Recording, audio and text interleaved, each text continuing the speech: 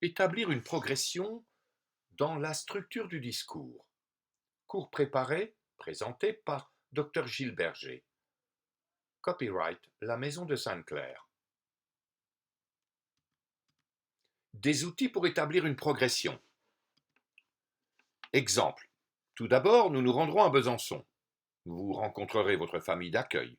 Ensuite, vous partirez chacun d'entre vous dans vos familles. Enfin, à la fin, on se retrouvera pour visiter Paris. Alors, voici un exemple. Maintenant, nous allons voir les outils pour commencer son discours. Pour commencer, on peut utiliser d'abord, tout d'abord, premièrement, en premier lieu ou encore avant tout. Exemple. En premier lieu, nous présenterons la problématique du chômage dans notre pays. D'abord, je parlerai de ma famille et de la relation avec mes parents. Pour ajouter quelque chose, des arguments, etc. En outre, de plus, de même, également, ensuite, par ailleurs, de surcroît, puis, aussi, et même, ou encore, j'ajouterai que. Quelques exemples. Vous trouverez ci-joint notre curriculum vitae. Par ailleurs, nous joignons une photo d'identité. Non seulement ta voiture ne tombera plus en panne une fois que je te l'aurai réparée, mais de surcroît, elle roulera plus vite. Fais-moi confiance. Je fais ce métier depuis 10 ans. Je ne comprends pas qu'il te plaise tant. Il est en effet très séduisant, mais par ailleurs bien sot. L'intérêt parle toutes sortes de langues et joue toutes sortes de personnages, même celui de désintéressé. D'abord, nous partons en France. Ensuite, nous irons en Italie. Finalement, nous finirons notre voyage au Portugal. J'ajouterai que le monde est en train d'évoluer et que donc, par conséquent, on peut être optimiste.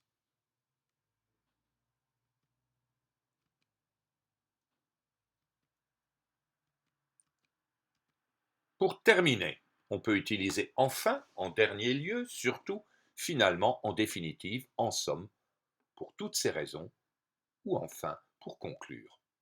Quelques exemples. Nous proposerons enfin quelques solutions originales pour résoudre, en partie, le problème posé. Le comportement de chacun dans la vie de tous les jours est en définitive la véritable mise à l'épreuve de notre compassion. Napoléon Bonaparte. C'est surtout le taux de chômage qui est inquiétant en France aujourd'hui.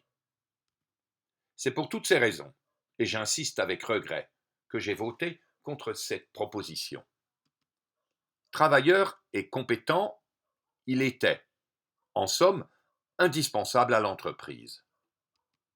La vie est un film mal doublé, mal monté, mal interprété, mal ajusté.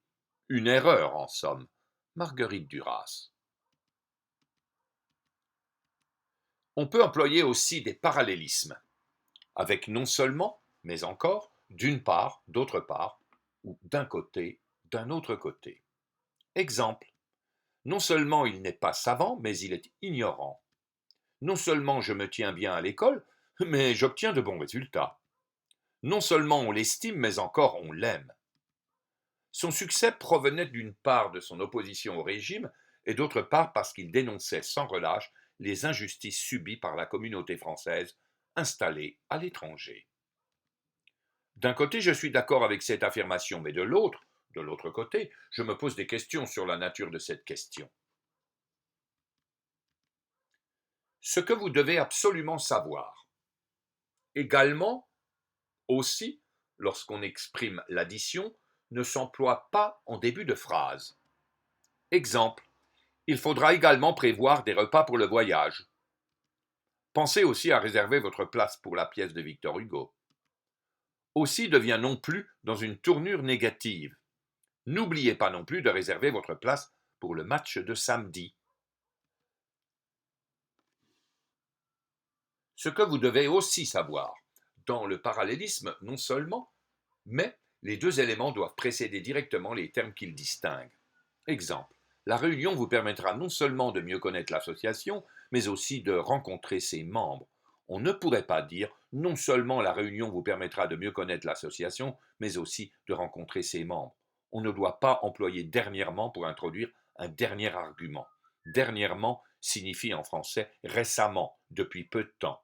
On utilisera dans ce cas plutôt finalement.